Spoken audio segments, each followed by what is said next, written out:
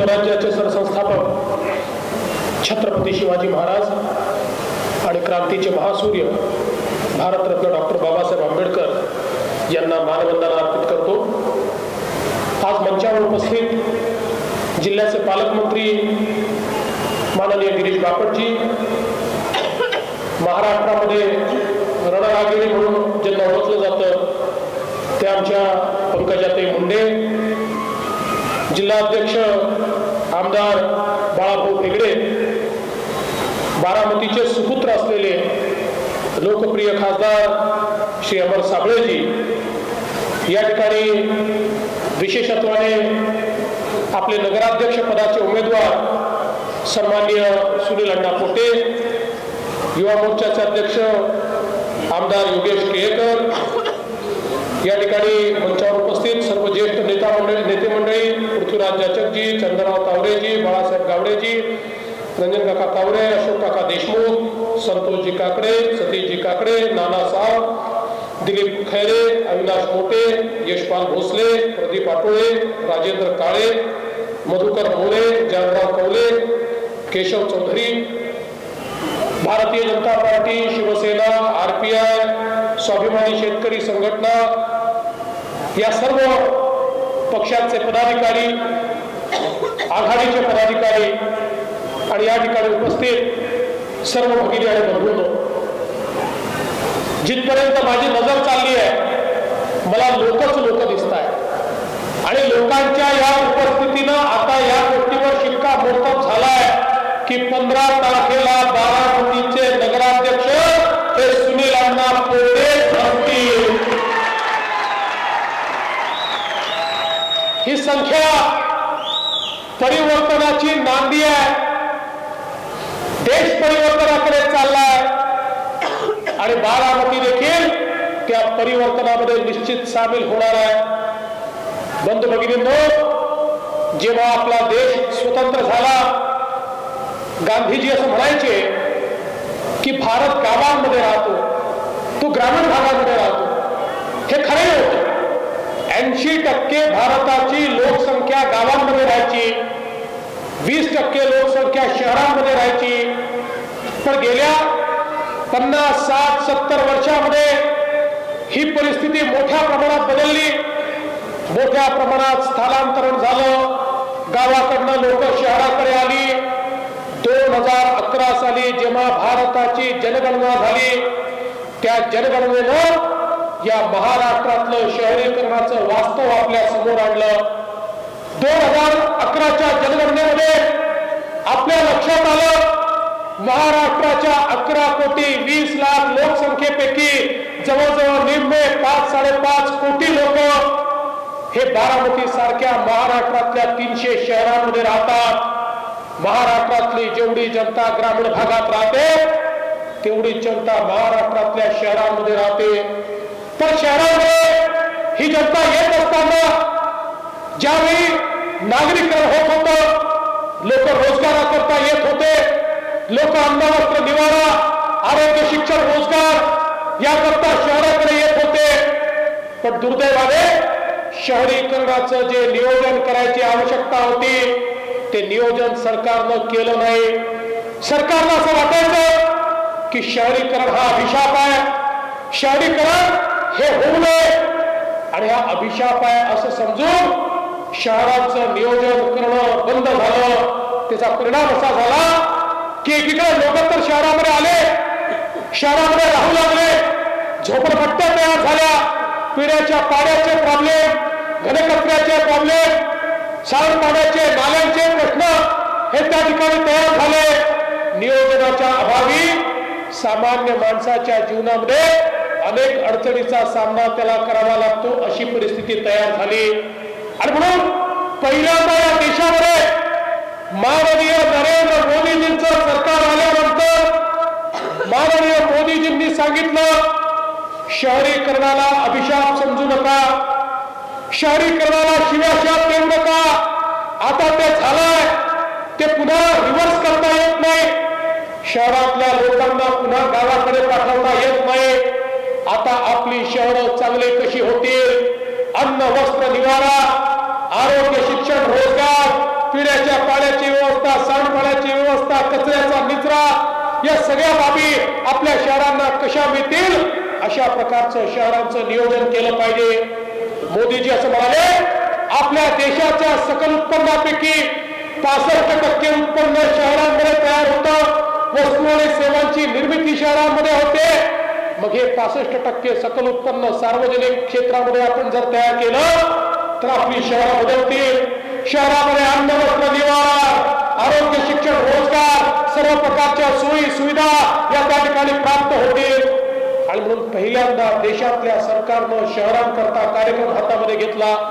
Smart सिटीची योजना, अमृत शहराची योजना, 14व्या वित्त आयोगाची योजना, या वेगवेगळ्या योजनांच्या माध्यमातून आपली शहरं चांगली झाली पाहिजे असा प्रयत्न माननीय मोदीजींनी सुरू केला. मोदीजी म्हणाले, आपला देश स्वच्छ असला पाहिजे. स्वच्छ भारत अभियान त्यांनी त्या ठिकाणी घोषित केलं. मोदीजी स्वच्छ भारत अभियान घोषित करताना म्हणाले, एकीकडे आम्ही चंद्रावर जातोय, एकीकडे मंगळावर भारताचं यान चाललंय, क्रायोजेनिक इंजिन आम्ही बनवतोय, आणि दुसरीकडे आजही आमच्या देशातल्या 50% माता भगिनींना शौचालय नसल्यामुळे रस्त्यावर जावं लागतं, शेतामध्ये जावं लागतं, आडोसा शोधावा लागतो. मग ज्या विकासामध्ये मूलभूत लोकांचा विकास आहे आणि ढिक्कर लोक हे विकासाच्या बाहेर आहेत, त्या विकासातनं आम्ही नेमकं काय साधतोय. आणि म्हणून त्यांनी स्वच्छ भारत अभियान ठरवलं. या महाराष्ट्रात आपण स्वच्छ महाराष्ट्र अभियान हातामध्ये घेतलं.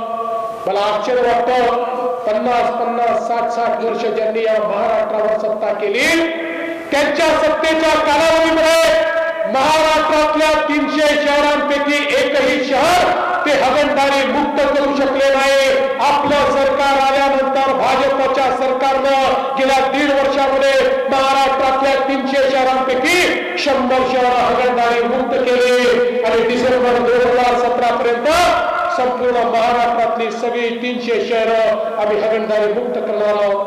आज आपल्या शहराची अवस्था काय? कचरा पाहायला मिळतो, घाण पाणी, सांडपाणी पाहायला मिळतं, त्याच्यावर पाहिजे त्या प्रमाणात प्रक्रिया होत नाही, त्यातनं शहरांमध्ये रोगराई पसरते. आज आपल्याकडे कुठल्याही शहरात गेल्यानंतर आपल्या लक्षात येतं मोठ्या प्रमाणात त्या ठिकाणी रोगराई आहे, डेंग्यू आहे, चिकनगुनिया आहे, मलेरिया आहे. 100, 200, 500, 1000 रुपये डॉक्टरवर आपल्याला खर्च करावे लागतात. हे रोग आसमानात आलेले रोग नाही आहेत, हे जमिनीवर तयार झालेले रोग आहेत. शहरांचं नियोजन आपण केलं नाही, त्यातनं घनकचऱ्याचं व्यवस्थापन नाही, सांडपाण्याचं व्यवस्थापन नाही, यातनं हे घनकचरा, सांडपाणी, घाण पाणी हे या ठिकाणी रोगराईला त्या ठिकाणी आमंत्रित करतं. आणि आपल्याला या ठिकाणी पाहायला मिळतं, शेवटी हे सगळं जातं कुठे? हे सगळं जातं आपल्या नदीमध्ये, नाल्यामध्ये, ओढ्यामध्ये. आपली जलस्रोत प्रदूषित होतात. जेव्हा जलस्रोत प्रदूषित होतात, भूगर्भातलं पाणी प्रदूषित होतं. भूगर्भातलं पाणी जेव्हा प्रदूषित होतं, आपल्या जमिनीचा पोत खराब होतो, आपल्या उत्पादकतेवर त्याचा परिणाम होतो, आणि त्या माध्यमातून मोठ्या प्रमाणात पर्यावरणावर त्याचा परिणाम होतो. आणि त्या परिणामातूनच आज अशा प्रकारची रोगराई आपल्याला शहरांमध्ये पसरताना दिसते. शहरं बदलली पाहिजे. घनकचरा हा केवळ आपल्यावर लायबिलिटी नाही आहे, सांडपाणी, घाण पाणी ही लायबिलिटी नाही आहे, ते केवळ नदी नाल्यामध्ये सोडून द्यायचं नाही आहे. राज्य सरकारनं नवीन तंत्रज्ञान त्या ठिकाणी आणलं, आणि त्या तंत्रज्ञानाचा उपयोग करून या कचऱ्यावर प्रक्रिया, सांडपाण्यावर प्रक्रिया, घाण पाण्यावर प्रक्रिया, आज कचऱ्याच्या माध्यमातून आम्ही मोठ्या प्रमाणात त्या ठिकाणी पॅलेट्स तयार करतो, खतं तयार करतो. या खतांच्या माध्यमातून, पॅलेटच्या माध्यमातून नगरपालिकांना त्या ठिकाणी पैसा मिळतो, संपत्ती मिळते, आणि त्या माध्यमातून आपल्या कचऱ्यावर योग्य प्रक्रिया केली तर रोगराईपासून आपण दूर होतो. सांडपाणी, घाण पाणी याच्यावर प्रक्रिया करून ते पाणी आपण विकतो. नागपूरचं पाणी औद्योगिक केंद्राला आम्ही विकलं, 18 कोटी रुपये त्या घाण पाण्यातनं, सांडपाण्यातनं हे नगरपालिकेला त्या ठिकाणी मिळाले. सोलापूरचं पाणी आम्ही NTPC ला विकतोय. नांदेडचं पाणी परळी औष्णिक केंद्राला आम्ही विकतोय. त्यासोबत जे औरंगाबादचं पाणी आहे ते DMIC ला आम्ही विकतोय. आणि या माध्यमातून आपली शहरं चांगली झाली पाहिजे, निर्मळ झाली पाहिजे, अशा प्रकारचा प्रयत्न आपण करतोय. बंधू भगिनींनो, मोठ्या प्रमाणात लोक हे गावामध्ये आले, शहरामध्ये आले, आल्यानंतर झोपडपट्ट्या तयार झाल्या, लोकांना राहायला घरं होती, कच्ची घरं लोकांनी तयार केली. 70 वर्षामध्ये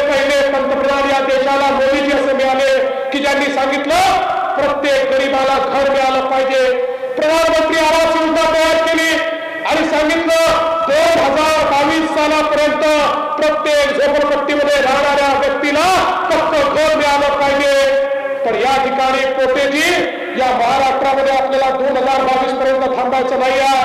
आपण ठरवलंय 2019 सालापर्यंत या महाराष्ट्रातल्या शहरांमध्ये राहणाऱ्या प्रत्येक गरीब माणसाला त्याचं स्वतःचं हक्काचं पक्क घर मिळालं पाहिजे.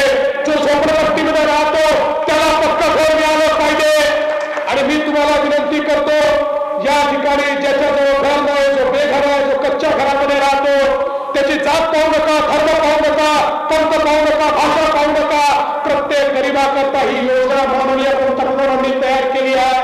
यापूर्वी घरकुलाच्या योजना तयार व्हायच्या, इंदिरा आवास योजना 10 घरं मिळायची आणि मग नगराध्यक्ष चेहरा पाहून ती घरं वाटायचा, बाकी लोकांना परत पाठवायचा. मोदीजींची योजना अशी नाही आहे. या योजनेच्या अंतर्गत जेवढे बेघर असतील, जेवढे कच्च्या घरात राहत असतील, या प्रत्येकाला तो हिंदू आहे की मुसलमान पाहायचं नाही, तो शीख आहे की इसाई आहे पाहायचं नाही, तो वरच्या जातीचा आहे का खालच्या जातीचा पाहायचं नाही, तो दलित आहे का आदिवासी आहे पाहायचं नाही. केवळ तो गरीब असला पाहिजे, तो बेघर असला पाहिजे, तो कच्च्या घरात राहणारा असला पाहिजे. अशा प्रत्येक गरीबाला घर देण्याचा निर्णय माननीय मोदीजींनी घेतलाय. माझी तुम्हाला विनंती आहे, तुम्ही निवडून तर येणारच आहात. निवडून आल्यानंतर पहिलं काम करा, प्रत्येक बेघराकरता घराची योजना तयार करा, आमच्याकडे पाठवा. तुम्ही जेवढ्या घरांची मागणी कराल तेवढी घरं बारामतीतल्या गरीबाला मिळायचा या ठिकाणी मी घोषित करतो. आणि त्या माध्यमातून बारामती बदलली पाहिजे. बारामती केवळ पैसेवाल्यांची नाही, बारामती केवळ मोठ्या लोकांची नाही. अरे बारामती असेल तर गरीबाच्या कष्टावर उभे राहिलेली ही बारामती आहे. त्या गरीबाचा कधीतरी विचार झाला पाहिजे. त्या शेतकऱ्याचा, त्या शेतमजुराचा, त्या कामगाराचा हा कधीतरी विचार झाला पाहिजे. आणि आज देशामध्ये जे सरकार आहे, माननीय मोदीजींचं सरकार, हे त्या सामान्य माणसाचाच विचार त्या ठिकाणी करतं. काय या ठिकाणी मोदीजींनी केलं बघा. या देशामध्ये मोदीजींनी घोषणा केली की जे लोक श्रीमंत आहेत, जे लोक अफोर्ड करू शकतात, त्या लोकांनी गॅसची सबसिडी सोडून द्या. कधी कोणी 4 रुपयाची पाणीपट्टी सोडायला तयार होत नाही, पण या देशातल्या 1 कोटी लोकांनी गॅसची सबसिडी सोडून दिली. आणि मोदीजींनी सांगितलं आमचे हजारो कोटी रुपये वाचले, हे पैसे मला घरी न्यायचे नाही. मोदीजी असं म्हणाले की आता हे जे पैसे वाचले यातनं या देशामध्ये 13 कोटी कुटुंब असे आहेत की ज्यांच्याकडे गॅसचं कनेक्शन नाही. मोदीजी असं म्हणाले की त्या 13 कोटी कुटुंबांना उज्ज्वला योजनेच्या अंतर्गत प्रत्येकाला मोफत गॅसचं कनेक्शन हे केंद्र सरकारच्या वतीनं आम्ही देऊ. आणि हे सांगत असताना मोदीजी म्हणाले की ज्यावेळी आमची एक महिला चुलीवर त्या ठिकाणी स्वयंपाक करते, चूल फुकते, त्यावेळी चूल फुकत असताना रोज तिच्या शरीरामध्ये एखाद्या माणसाने 100 बिड्या फुकल्यानंतर जेवढा धूर त्याच्या फुफ्फुसात जातो तेवढाच धूर एका दिवसाचं जेवण बनवत असताना आमच्या मातेच्या भगिनीच्या फुफ्फुसामध्ये त्या ठिकाणी जातो. ती रोज थोडं मरते, ती रोगराईनं ग्रसित होते, तिचं जीवन कमी होतं.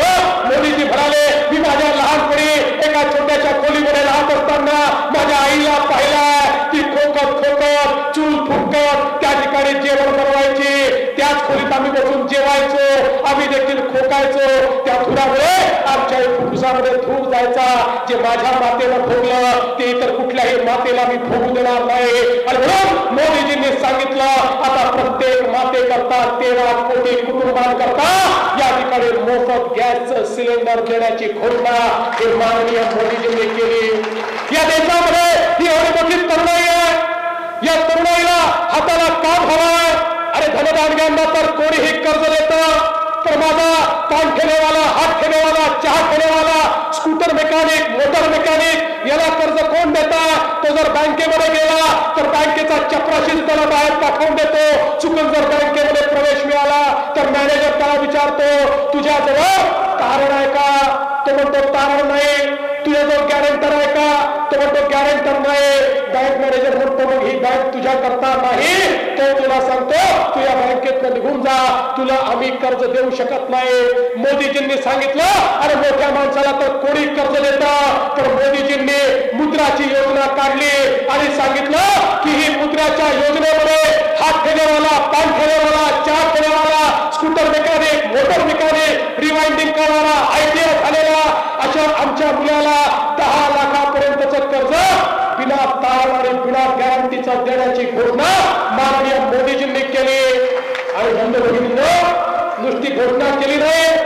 एका वर्षामध्ये 1 कोटी तरुणांना त्या ठिकाणी हे लोन देण्याचं काम माननीय मोदीजींच्या माध्यमातून झालेलं आपण बघितलं.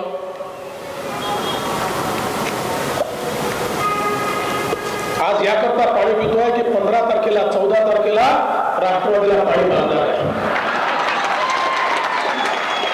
आणि मग मोदीजींनी आज त्या सामान्य माणसाकरता ही मुद्रासारखी योजना आणली आणि या योजनेच्या माध्यमातून हा सामान्य तरुण भरायला पाहिजे. कारण देशाचा पंतप्रधान धनदाडग्याच्या घरी जन्माला आलेला नाही. देशाचा पंतप्रधान चहा विकून विकून मोठा झालाय. त्याला गरीबाची काय परिस्थिती आहे याची जाणीव आहे. त्यामुळे गरीबाच्या जीवनामध्ये सामान्य माणसाच्या जीवनामध्ये परिवर्तन झालं पाहिजे या विचारानं या देशामध्ये काम चाललेलं आहे. बंधू भगिनींनो, आज आपल्याला महाराष्ट्र बदलायचा आहे, देश बदलायचा आहे. नगरपालिकांमध्ये कशा प्रकारचा कारभार चालतो मी सांगण्याची आवश्यकता नाही. आपल्याला माहिती आहे नगरपालिका भ्रष्टाचाराचे अड्डे झाले आहेत. नगरपालिकांमध्ये अनेक ठिकाणी नगराध्यक्ष आणि नगरसेवकच कंत्राटदार झाले आहेत. आता आम्ही नगरपालिकांमध्ये हे ठरवलंय पारदर्शिता आली पाहिजे. नगरपालिकांमध्ये गतिमानता आली पाहिजे. नगरपालिकेच्या कामामध्ये गुणवत्ता आली पाहिजे. मोठ्या प्रमाणात निधी आम्ही त्या ठिकाणी देतो.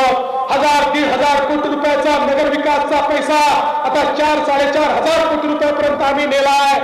पोटेची काळजी करू नका. जेवढे प्रकल्प तुम्ही पाठवाल तेवढ्या प्रकल्पांना आम्ही या ठिकाणी मान्यता देऊ. सगळ्या प्रकल्पांना पैसा उपलब्ध करून देऊ. पण आमची एकच अट त्या ठिकाणी असणार आहे. आता पैसा आम्ही देऊ पण त्या पैशाचा विनियोग हा पारदर्शीपणे गतिमानतेनं आणि गुणवत्तेनं झाला पाहिजे. नाहीतर आपल्याला माहिती आहे काय अवस्था होते. आम्ही सांगितलं आम्ही पैसे दिल्यापासनं 1 महिन्याच्या आत कामाचं टेंडर निघालंच पाहिजे. आणि टेंडर म्हणजे कुठलं जे आपल्याकडे आपल्याला पाहायला मिळतं आम्ही दोघे भाऊ मिळून खाऊ ते मला टेंडर नाही. खरं ही टेंडर पारदर्शी अशा प्रकारचं टेंडर हे त्या ठिकाणी निघालंच पाहिजे. 100 दिवसामध्ये कार्यादेश दिलाच पाहिजे. कार्यादेशामध्ये आपण किती दिवसात काम पूर्ण करणार आहोत याची माहिती दिलीच पाहिजे. एका नव्या पैशाचं एस्कलेशन आम्ही देणार नाही. बारामतीला एस्कलेशन बद्दल एवढ्या करता सांगावं लागतं की गेली 15 वर्ष एस्कलेशनचा फार जास्त अनुभव बारामतीला आहे. आणि त्यातनं 35% अभाव किती 35% 42% अभाव. सांगा आता कोणाचे पैसे आहेत. 42% अभाव टेंडर जातं. हे 42% कोणाच्या घरी जातं मी नाही सांगणार तुम्हाला माहिती आहे. सांगायची आवश्यकता नाही. पण आता हे चालणार नाही. आता पारदर्शी टेंडर करावं लागेल. वर्क ऑर्डर करावं लागेल. गतिमानतेनं करावं लागेल. आणि कामाची गुणवत्ता देखील पोटेजी तुमच्यावर आम्ही सोडलेली नाही. आता आम्ही राज्य सरकारची त्रयस्थ यंत्रणा तयार केली आहे. जी यंत्रणा आम्ही दिलेला पैसे योग्य प्रकारे गुणवत्तेनं खर्च होतोय की नाही याची जबाबदारी घेईल. त्या ठिकाणी येऊन त्याची पाहणी करेल. आम्हाला रिपोर्ट देईल. आणि आम्हाला जर कुठल्या नगरपालिकेत आढळलं की आम्ही दिलेल्या पैशातनं भ्रष्टाचार झालाय कामाची गुणवत्ता नाही आहे तर त्या नगरपालिकेला आम्ही सोडणार नाही. हे जनतेचे पैसे आहेत. आता तो जमाना गेला किंवा जनतेच्या पैशावर नेत्यांच्या तिजोऱ्या भरायच्या. आता या ठिकाणी मोदीजींच्या राज्यात आमच्या राज्यात जनतेच्या तिजोऱ्या भरायच्या नेत्यांच्या तिजोऱ्या नाही. त्यामुळे जनतेकरता काम झालं पाहिजे. पारदर्शी काम झालं पाहिजे. अशा प्रकारचं काम आपल्याला करायचं आहे. आणि आपलं सरकार आल्यानंतर आपण जनतेला अधिकार देणारा कायदा दिला. पूर्वी माहितीच्या अधिकाराचा कायदा होता. आपण सेवेच्या अधिकाराचा कायदा तयार केला. एखाद्या सरकारी कार्यालयामध्ये नगरपालिका चहा पान करणे अशा माध्यमातून आपलं काम याचकासारखं त्याला करावं लागत होतं. आम्ही सांगितलं की लोकशाही आहे. लोकशाहीमध्ये प्रशासन मालक नाही आहे. प्रशासन सेवक आहे. आणि जेव्हा देशाचा प्रधानमंत्री म्हणतो की मी प्रधानमंत्री नाही प्रधान सेवक आहे. ज्यावेळी मुख्यमंत्री म्हणतो मी मुख्यमंत्री नाही मी मुख्य सेवक आहे. मग संपूर्ण प्रशासनाला देखील सेवकाच्या भूमिकेमध्ये यावं लागेल. आणि म्हणून आम्ही कायदा तयार केला. आणि त्या कायद्याने तुम्हाला अधिकार दिला. आता सेवा प्राप्त करून घेणं ही कोणाची मेहरबानी नाही आहे. आता तुम्ही केवळ प्रशासनाच्या मेहरबानीवर सेवा प्राप्त करून घेणार नाही आहात, कायद्याने तुम्हाला आम्ही अधिकार दिलाय. या कायद्याच्या अंतर्गत प्रत्येक सरकारी कार्यालयाला नोटिफिकेशन काढायचं आणि सांगायचं आपण काय सेवा देतो, ती सेवा किती कालावधीमध्ये आम्ही देणार, त्याला कुठले कागदपत्र घेणार, त्याला किती पैसे लागणार, आणि त्याच्या अंतर्गत जर तुम्ही त्या ठिकाणी सेवा हमी कायद्याच्या अंतर्गत अर्ज केला, मला मृत्यूचं प्रमाणपत्र पाहिजे, मला जन्माचं प्रमाणपत्र पाहिजे, मला पाण्याचं कनेक्शन पाहिजे, कागदपत्राची पूर्तता केली, बोर्डवर वाचायचं, किती दिवसात देण्याचा त्या ठिकाणी नोटिफिकेशन आहे, तेवढ्या दिवसामध्ये सेवा मिळाली नाही तर तुम्हाला कायदेशीर अधिकार आहे तक्रार करायची. त्याच्याकडे जाऊन हात पाय जोडायचे नाही. तुम्ही तक्रार केली, पहिल्या झटक्यात 500 रुपये दंड, मग 5000 रुपये दंड, आणि तरी देखील जो काम करणार नाही त्याला घरी पाठवण्याची व्यवस्था देखील या कायद्याने आता झाली आहे. आता मालक तुम्ही आहे, प्रशासन मालक नाही आहे. आता तुम्हाला कायद्याने अधिकार मिळालेला आहे. प्रशासनामध्ये आता तुमचा अधिकार चालणार आहे. माहितीच्या अधिकाराने तुम्हाला जशी माहिती मिळण्याचा अधिकार मिळाला, तसंच सेवा हमीच्या कायद्याने तुम्हाला सेवा मिळण्याचा अधिकार मिळालेला आहे. आपल्या अधिकाराचा वापर करणं सुरू करा. बंधू भगिनींनो, आता भ्रष्टाचाराला कुठेही वाव आम्ही देणार नाही. आता सगळं प्रशासन हे आपल्याला डिजिटल करायचं, मोबाईलवर आपल्याला सगळ्या सेवा प्राप्त करायच्या. आज आपल्या राज्य सरकारने 270 सेवा मोबाईलवर आणल्या. या 270 सेवा आपले सरकार नावाचं मोबाईल ऍप आहे, ते तुम्ही मोबाईलवर डाउनलोड केलं की या 270 सेवा प्राप्त करून घेण्याकरता सरकारी कार्यालयातच जायची आवश्यकता नाही. तुमचा मोबाईल फोन हेच तुमचं कार्यालय आहे, तुमचा लॅपटॉप हेच तुमचं कार्यालय आहे, तुमचं आपलं सरकार सेवा केंद्र हेच तुमचं कार्यालय आहे, सेतू केंद्र हेच तुमचं कार्यालय आहे की ज्या ठिकाणी जाऊन सर्व प्रकारच्या सेवा तुम्ही प्राप्त करून घेऊ शकता. आणि आता नगरपालिकेतही सगळं प्रशासन मोबाईलवर आपल्याला आणायचं आहे. कोणालाही चक्रा मारण्याची आवश्यकता पडू नये अशा प्रकारचं प्रशासन या ठिकाणी आपल्याला उभं करायचं आहे. बंधू भगिनींनो, या देशामध्ये ज्या प्रकारे मोदीजींनी वेगवेगळ्या प्रकारच्या योजना सुरू केल्या, महाराष्ट्राच्या सरकारने देखील वेगवेगळ्या योजनांच्या माध्यमातून सामान्य माणसाला न्याय मिळाला पाहिजे हा प्रयत्न सुरू केला. या महाराष्ट्रामध्ये आम्ही शिक्षणाचं मोठ्या प्रमाणात खासगीकरण केलं. खासगीकरण झालं, पण खासगीकरणासोबत शिक्षणाचं व्यापारीकरण झालं, बाजारीकरण झालं. आज राज्याच्या सरकारी कॉलेजेसमध्ये 30,000 जागा आहेत आणि खासगी कॉलेजेसमध्ये 3 लाख जागा आहेत. या 3 लाख जागांवर प्रवेश पाहिजे असेल तर त्या ठिकाणी मार्कांची आवश्यकता नाही आहे, पैशाची आवश्यकता आहे. त्या ठिकाणी गांधीजी दाखवल्याशिवाय प्रवेश मिळत नाही. पूर्वी गांधीजींना नमस्कार केला तर प्रवेश मिळायचा. आता विद्येच्या घरामध्ये गांधीजीचा चेहरा जो कागदावर आहे तो दाखवल्याशिवाय प्रवेश मिळत नाही. आणि त्यामुळे मोठ्या प्रमाणात मोठा सगळा समाज ज्याच्याजवळ पैसा नाही, जो शेतकरी आहे, शेतमजूर आहे, हा शिक्षणापासून वंचित होता. आम्ही सांगितलं या महाराष्ट्रातला एकही व्यक्ती हा पैसे नाही म्हणून आम्ही उच्च शिक्षणापासून वंचित राहू देणार नाही. आणि आम्ही राजश्री शाहू महाराज योजना तयार केली आणि या योजनेच्या अंतर्गत 6 लाखापेक्षा कमी उत्पन्न झाल्या सगळ्या समाजाच्या सगळ्या मुलांचे उच्च शिक्षणातली फी 50% फी राज्य सरकारच्या वतीनं भरली जाईल अशा प्रकारचा निर्णय आम्ही केला.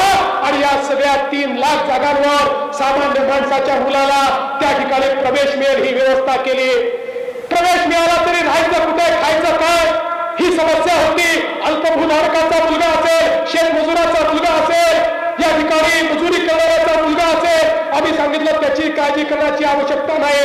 आम्ही भाऊसाहेब पंजाब देशमुख योजना तयार केली आणि सांगितलं हा गरीबाचा मुलगा जर शहरामध्ये राहायला गेला, त्या कॉलेजमध्ये प्रवेश मिळाला, 50% फी सरकारने भरली, त्याच्या राहण्याच्या व्यवस्थेकरता मोठ्या शहरामध्ये 30,000 रुपये राज्य सरकारच्या वतीनं देऊ, छोट्या शहरामध्ये 20,000 रुपये राज्य सरकारच्या वतीनं देऊ. कारण शिक्षण हे वाघिणीचं दूध आहे आणि हे वाघिणीचं दूध केवळ श्रीमंतांकरता नाही आहे, हे गरीबाकरता मध्यमवर्गीयांकरता देखील आहे. आणि म्हणून ते वाघिणीचं दूध जे काही लोकांनी बंदिस्त करून ठेवलं होतं ते सामान्य माणसापर्यंत पोहोचवण्याचं काम हे राज्य सरकारच्या वतीनं आपण करतोय. बंधू भगिनींनो, एक मोठं परिवर्तन या देशामध्ये सुरू आहे.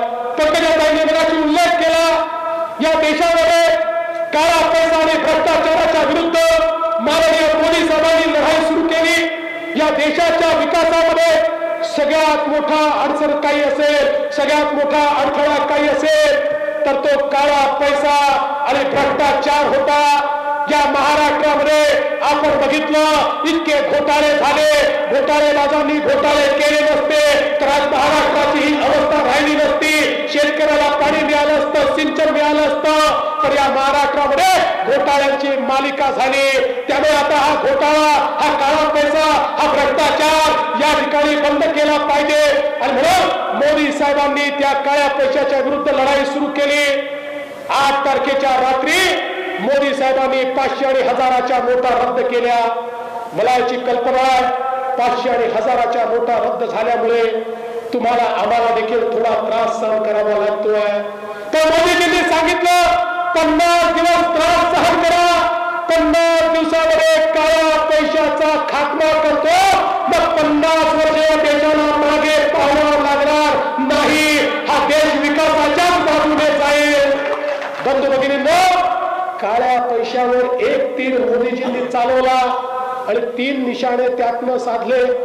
पहिला निशाणा कोणावर लागला? तो लागला या देशातल्या आतंकवाद्यांवर, नक्षलवाद्यांवर।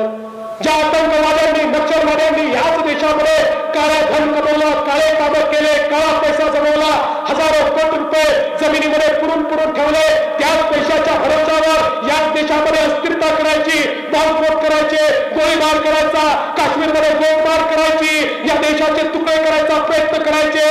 एका रात्रीमध्ये मोदीजींनी 500 आणि 1000च्या नोटा रद्द केल्या।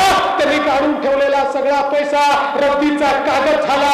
नक्षलवाद्यांकडे, आतंकवाद्यांकडे खायला देखील पैसा उरला नाही। 8 तारखेनंतर काश्मीरमध्ये कोणी गोटेच फेकत नाही, कारण गोटे फेकणारे पाकिस्तानचे भाडोत्री आणि त्यांना पैसे देणारे पाकिस्तानी भाडोत्री दोघांकडे पैसे राहिले नाही। आणि 5 तारखेच्या नंतर कालच्या 8 तारखेपर्यंत देशामध्ये सर्वाधिक नक्षलवाद्यांनी आत्मसमर्पण केलं। त्यामुळे पहिला निशाणा मोदीजींचा लागला तो दहशतवाद्यांवर, आतंकवाद्यांवर, आणि आज आतंकवाद आणि दहशतवाद संपवण्याकरता हा तीर त्या ठिकाणी चालला। दुसरा तीर चालला पाकिस्तानवर। ज्या पाकिस्ताननं 2008 ते 2014च्या कालावधीमध्ये आपल्या प्रिंटिंग प्रेसमध्ये भारताच्या नकली नोटा छापून त्या नोटा चोर मार्गाने या देशाच्या अर्थव्यवस्थेत टाकल्या, या देशाची अर्थव्यवस्था कोलमडली। याचं कारण या नकली नोटा, आपल्या पैशाचा भाव कमी झाला, रुपयाचा भाव घसरला, मूल्य घसरलं, कारण नकली नोटा आल्या। या नकली नोटांमुळे बंधू भगिनींनो गरिबी वाढली, बेरोजगारी वाढली, वेगवेगळ्या प्रकारचे प्रश्न तयार झाले।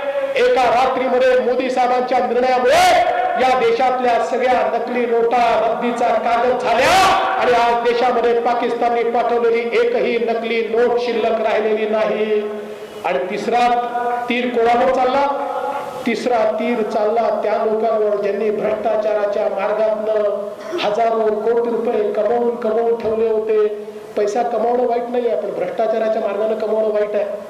पैसा कमावला आणि जो पैसा टॅक्सच्या रूपानं देशाच्या तिजोरीत द्यायला पाहिजे होता, जो पैसा देशाच्या बँकेमध्ये ठेवायला पाहिजे होता, तो न तिजोरीत गेला न बँकेमध्ये गेला।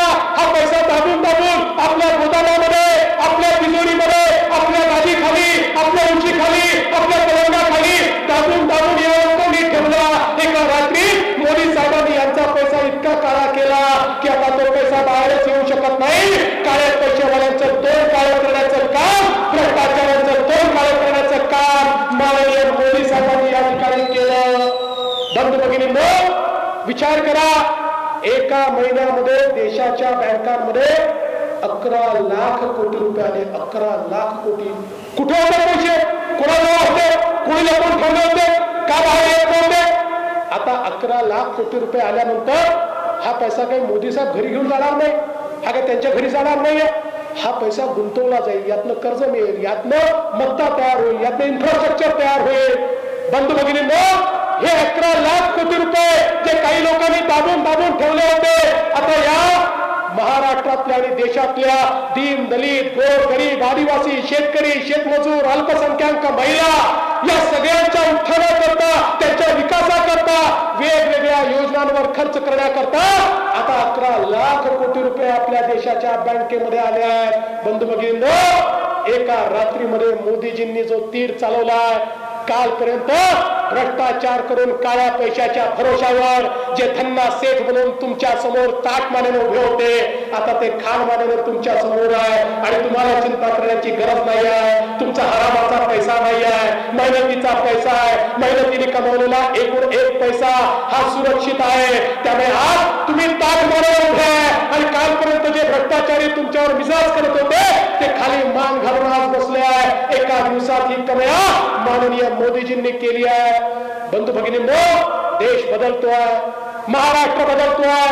आज ही स्वातंत्र्याची लढाई, आर्थिक स्वातंत्र्याची लढाई, ज्या प्रकारे या देशामध्ये स्वातंत्र्याच्या लढाईमध्ये आमचे स्वतंत्रता संग्राम सेनानी म्हणायचे, आधी रोटी खाएंगे स्वतंत्रता दिलाएंगे, गाठी गोली खाएंगे स्वतंत्रता दिलाएंगे. आता अर्धी गोळी खायची आवश्यकता नाही आहे, आता लाठी गोळी खायची आवश्यकता नाही आहे.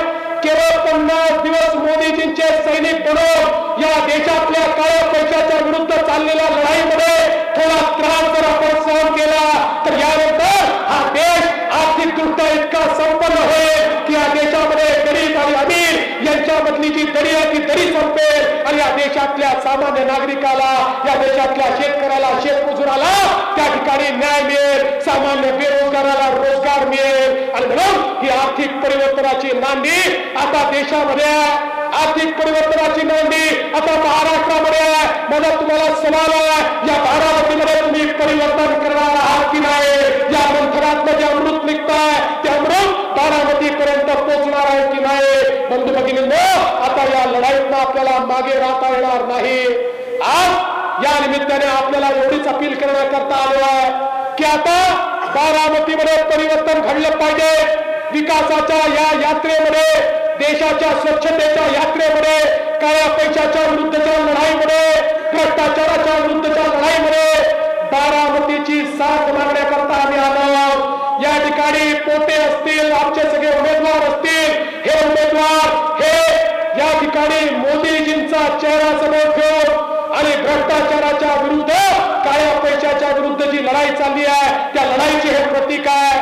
आणि मला आपल्याला सांगण्याची आवश्यकता नाही घड्याळाची काय अवस्था आहे, ते किती भ्रष्टाचारानं बरबटलेलं आहे हे मला आपल्याला सांगण्याची आवश्यकता या ठिकाणी नाही. बंधू भगिनींनो, देशामध्ये, महाराष्ट्रामध्ये परिवर्तन झालं. पहिल्या फेजमध्ये निवडणुका झाल्या.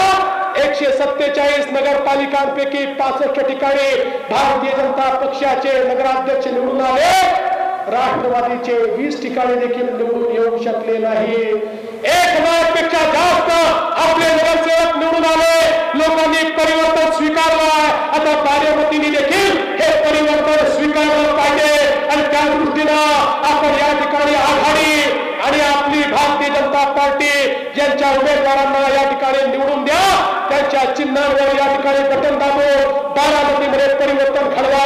देशाच्या विकासाच्या यात्रेमध्ये मोदी साहेबांसोबत आपण सर्व लोक सामील व्हा एवढीच विनंती करतो आणि माझं संपवतो.